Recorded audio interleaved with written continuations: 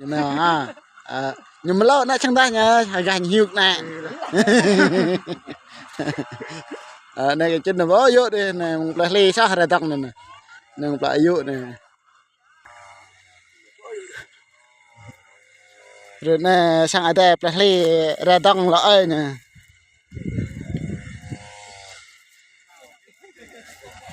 Rồi nè bạn sao nè. Áo green nè. Nên nè bắt tao nên gì đâm mê nè. Nên dạ nhưng mà nên lá upload nó năng gặp tà này luôn này ôi ya lô giặc ya bật thao thu chỗ ơi ya job nè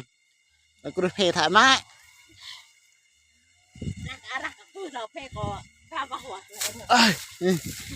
ơi lô giặc cái canh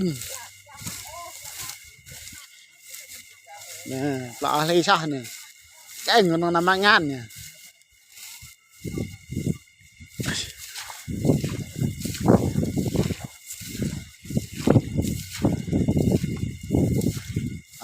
cái cây ngập tà lắng ngập tà nằm lọ thế nè đó ra mày ngăn đi với đâu bữa trước em mới chắc nào prah đó sang pop là ta này có bị vắt nhỉ có bứt là bao gần đấy mày ngăn lâu mất ê nhang ép ta đã tao vi rồi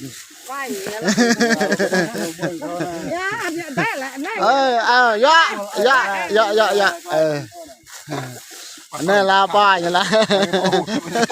kita lang ha meni ha juru sang ơi nè này ya job này nè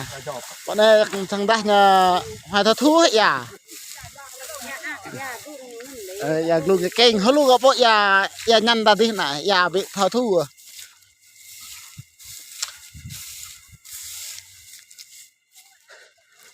cái này họ đôi lời nè nè có đào có này họ đôi mình nè lo đôi vừa đèn này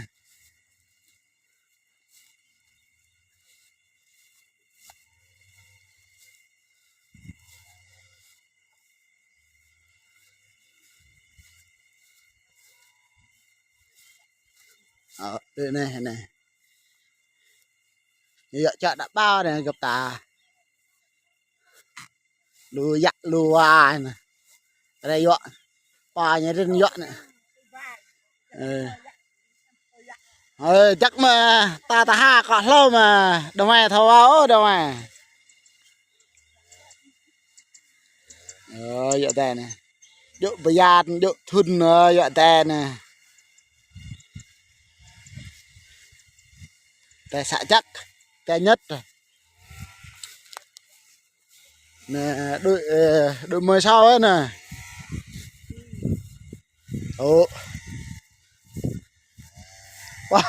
ba nhà lạ ba nhà tí ngã tè này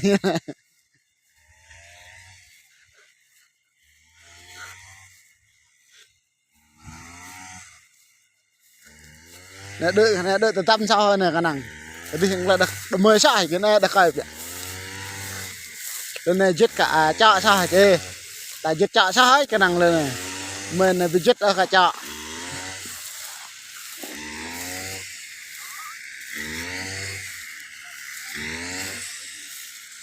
lại bố lá bố đàng nừng có thở cái này lên ở đang đi nè lá đang đi đết kìa nâng lò ya mà ngắt kìa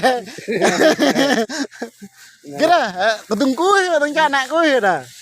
người ta chia chạo người ta này bố cúi mà phá gói con này giờ cái này giờ chọc